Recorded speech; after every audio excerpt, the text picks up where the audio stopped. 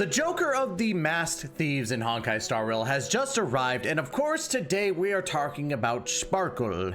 Yes, Sparkle is now a part of Honkai Star Rail, and we're here today to talk about how you should build your Sparkle from level 1 to level 90, and of course, all the stuff that you need to build her in the proper way. Relics, light cones, all that good stuff. But before we get into that, please make sure to hit that like and subscribe button down below and hit that notification bell to be notified of when the next Honkai Star Rail build guide comes out. And of course, leave a comment. Love to hear all y'all's opinions. And of course, let's get into today's video.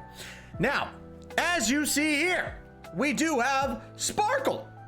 Sparkle, the Quantum Harmony character of Honkai Star Rail. And honestly, I'm super stoked about Sparkle. I can't wait to try her out. She has a lot of really good things about her, especially in her kit. But let's go ahead and first talk about the essential materials you are going to need. First things first, you're going to need these Tatters of Thought, followed by these Fragments of Impression, and then of course the last one, the Shards of Desires. You get these from overworld enemies, which are pretty easy to kill, obviously, and they're all around in Penacony, so please make sure that you're fighting them. It's stuff like the gem boy, like, you know, looks like Geodude with legs and also gem form. So it's guys like that you'll actually be able to get these things from. You're going to need 15 Tatters of Thought, 15 Fragments of Impression, and of course 15 of the Shards of Desires. Now remember too, your rules of 3 tatters make an impression and 3 of the impressions make a desire. And then of course you're also going to need 65 of the Dream Flamers. You're going to get these from the Stagnant Shadow that has the Fire Dinosaur Boy in there, so you're gonna have fun with that. Now, of course, you're gonna need 65, which is a lot, right? By the way, gamer subs, use code TASHED for 10% off. Now, 65 of these, right? They cost about 30 Trailblaze power at a time. So if you look at it, you have 240, you're gonna be doing 8 runs in total with, at the max level, you're gonna be getting 5, which means ultimately, you're going to be very close to getting your Sparkle done in one day. It's going to take you 2 days to do automatically, but that's okay. Don't worry about it. Don't sweat the details. You're going to need to do it, I think, about 13 times, if I calculated that correctly. Yes, 13 times. Now, let's go ahead and talk about trace materials. As you can see right here, you're going to need, or let's start with the Tatters again. You're going to need 41 more of the Tatters of Thought. You're going to need 56 more of the Fragments of Impression, followed by, of course, 58 more of the Shards of Desire, which brings your grand totals of the Tatters to 56. Your Impressions are going to go up to 71, and then your Desires are going to go up to 74 or 72. I think I think that is. Let's see, 50, 60, or I'm sorry, 73 of those. My bad. But yes, you're going to need 73 of the Desires from there. Now let's also talk about the new Harmony material that you're going to need. Sorry. You get these from the new Red Calyxes in Penacony. So you're going to need the Firmament Note right here. You're going to need 18 of these. You're going to need 69, funny number, of the Celestial Sections. And then, of course, you're also going to need 139 of the Heavenly Melodies. And again, rules of 3. Same thing every single time. 3 of these little Firmament Notes make a Celestial Section, and 3 of the Celestial Sections, of course, make the Heavenly Melody.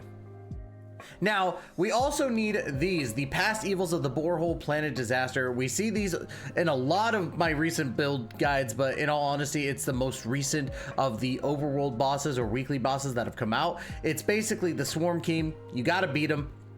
And you can beat them up to 3 times a week, right? Which 3 times 3, you're making 9. So 2 weeks of grinding, and you'll have all of these that you need to get your traces up for Sparkle. And then you're going to need 8 Tracks of Destiny on top of that, and 3.3 million credits. Sorry, my mouth's going all crazy today. But yes, you're going to need a lot of credits for this. But let's also talk about the skills, because this is going to lead to the precursor of what we're going to look for in relics and stuff. So let's go ahead and first talk about her skills. First thing, Dream Diver, your E skill, is going to increase the crit rate of a single ally by 30% of Sparkle's crit damage, plus 54% lasting for 1 turn, and at the same time advances forward the ally's action by 50%. When Sparkle uses this ability on herself, the action advance effect will not trigger. Now, that's pretty bad, because it doesn't trigger on you. However, the fact that it triggers on everybody else is the whole point of a Harmony character. My throat's a little dry. But what does that mean? Crit damage is going to take a precedence in your skill building. Just like how Bronya did it, you're going to need to actually put this in for Sparkle as well. And then, of course, you have bonus traces that go for it. Artificial Flower, which the crit damage boost effect provided by the skill will be extended until the start of the target's next turn. So that lasts a little bit longer as well. So kudos to that. Let's go ahead and talk about the ultimate here. The Hero with 1,000 Faces recovers 4 skill points on your team and grants all allies Cypher. For all allies with Cypher, each stack of the damage boost effect provided by Sparkle's talent additionally increases by 12%, lasting for 2 turns. So she works extremely well with characters that need skill points, aka the Imbibitor Lunes, the Jinglius, the Zellas, the freaking not Topaz. I wouldn't say Topaz, or like Dr. Ratio, characters like that actually use these skill points a lot. So she's definitely worth putting in your team, especially if you have a very heavy skill point team, because it boosts your skill points so easily from that. Like, again, especially if you build ERR very carefully into her, like probably having an ERR chain. I still don't know what to call that thing, but the chain for the 2-piece is definitely a must, right? So let's go ahead and talk about our talent right here. When Sparkle is on the battlefield, additionally increases the max number of skill points by 2, which means you go from 5 to 7. That's a win in my book. Whenever an ally consumes 1 skill point, all allies damage dealt increased by 7.5%. This effect lasts for 2 turns and can stack up to 3 times. So pretty easily in heavy stack teams, you could get that freaking, what is it, 22.5% or 23.5%? It's something along those. So do a little bit of math here. 22.5. Yeah. So that's big. That's big to be able to get that and be able to cause that damage. Now, your bonus trace here, Nocturne, increases all allies attack by 15%, and when they are 1, 2, or 3 quantum type allies in the team, additionally increases quantum type allies attack by 5, 15, and 30% respectively, which means quantum heavy teams are getting a massive boost. So you could run the teams like, oh, I don't know, Zella, Silverwolf, put freaking, Fu Xuan in there as well. And you run them with your Sparkle and you're going to do just fine, especially when you're doing specifically your, quantum team. So that's really cool. Then of course we got the technique, unreliable narrator. Using a technique grants all allies misdirect for 20 seconds. Characters with misdirect will not be detected by enemies, and entering battle in the misdirect state recovers 3 skill points for the team. So what? The fact that you just constantly get skill points is just insane to me. But what I do like about this is that you find out with Sparkle, you're not worried about boosting your attack. Really, your main focuses are going to be ones that actually work for the build, obviously. But your main focuses outside of the crit damage percentage are going to be speed and effect resistance, which means that you could probably get away with doing some HP percentage, some defense percentage, depending on what you think you're going to need the most.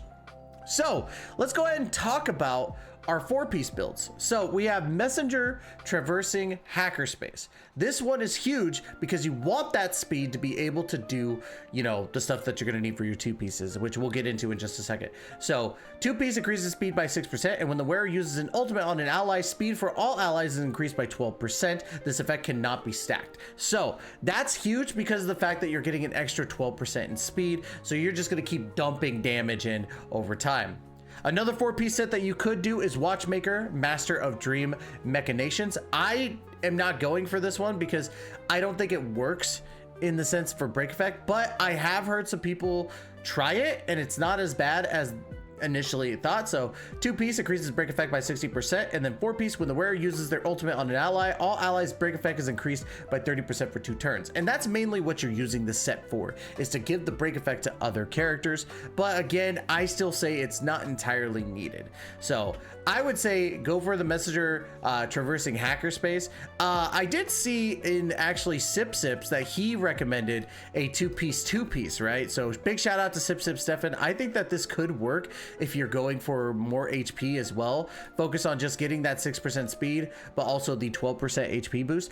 I wouldn't say that that's the go-to, but I think it is definitely more useful than probably the watchmakers, just for only Sparkle. But I definitely say if you're gonna build Sparkle, your whole thing should be a 4-piece hacker space being the primary set that you go for. But what about the 2-pieces? We do have Penacony, Land of Dreams, which the 2-piece increases the wearer's energy regeneration rate by 5% and increases damage by 10% for all other allies and that are the same type as the wearer. So this is a great piece to have for a full quantum team. So if you're not going to do that, you could go for something like the Broken Keel, which increases the wearer's effect resistance by 10%. And when the wearer's effect resistance is at 30% or higher, all allies' crit damage is increased by 10%. Or you could even go for Fleet of the Ageless. Increases your HP by 12%. And when the wearer's speed reaches 12 or 120 or higher, all allies' attack is increased by 8%. Now, I would still say even at a full team of, or even without the full team of Quantum to get this whole thing, you could honestly use this set solely for the 5% energy regeneration rate. And I think that says leaps and bounds on how you want to build your characters. I honestly would not say Fleet of the Ageless is the go-to. So I think your best bet in total is, or in general, is to focus on a 4-piece messenger traversing space and then Penacony Land of the Dreams being your 2-piece ball and chain. Now, what does that mean for your stats that you're looking for? Well, again, as we talked about before, speed is going to play a massive factor. Now, speed doesn't entirely do anything for this set, right? But if you decide to go with like what was it, a Fleet of the Ageless, you would actually get a good or a decent buff for the speed. However, speed in general is just what you're going to need for your characters. So focus on speed being your number 1, followed by crit damage, because your crit damage for Sparkle skill, right? When you transfer you get 30% of Sparkle's crit damage plus 54%. So that's huge, because that's going to be a lot of crit damage on your team that you're going to need. So that means that you're going to want to do crit damage as your second main stat, followed by effect resistance, because let's face it, Harmony characters need to focus on making sure that they don't get hurt. So effect resistance against those characters that are going to inflict effects like wind shear and such, or even going HP percentage, defense percentage, all that good stuff. So you have the main stats that you're looking for, but let's go ahead and talk about your 2 pieces for your messenger of traversing space. So for your chest piece, you want crit damage bonus. For your boots, you want speed. That covers your top 2 stats that you're going to be looking for in this build. Followed by, if you're going for Penacony, Land of Dreams, or any set for that matter, HP or defense percentage for your little ball here would actually be great. And I know that we have a lot of those, team, right? And then followed by your chain being ERR. No excuses. ERR is what you're going to need to be able to pop off your ultimate as much as possible. But let's go ahead and also talk about light cones, right?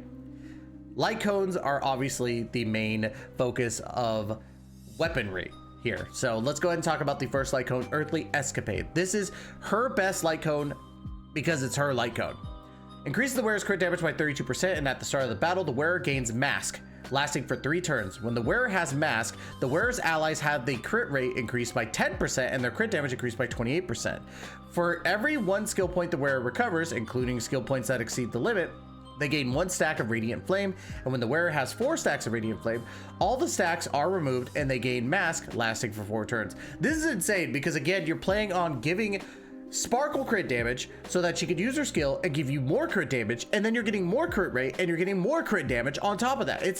It's baffling to me that they made something like this to constantly just like increase everything. So this is her best go-to. So if you have a little bit of extra, you know, Stellar Jade, I definitely think that you should.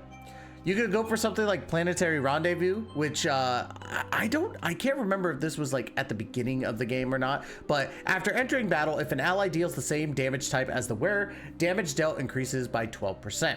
So this is great for your all quantum team. Highly would recommend this one if you don't want to go for the 5-star. You also have Dance, Dance, Dance. When the wearer uses their ultimate, all allies' actions are advanced forward by 16%. Again, playing off of that speed and getting your actions off quicker is exactly what you want to do for your team anyway. So Dance, Dance, Dance is a perfect option.